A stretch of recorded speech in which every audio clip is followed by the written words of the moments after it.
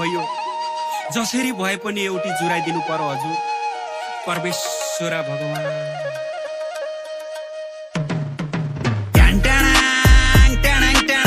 कालो भए पनि ह्यान्डसम म्यान अनुहारले मार खाएको मात्र हो नत्र हामी जस्तो कोही छैन जेन्टलम्यान।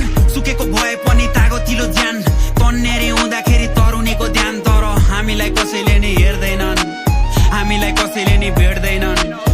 अरूसँग भने मस्केर बोल्छन् हामीसँग भने झर्केर बोल्छन् तर्केर ए नानी कहाँ हिँडेको कालो चस्मा त्यो कहाँ किनेको हामीसँग पनि बोलाउन हो हाम्रो पनि त मनैन हो।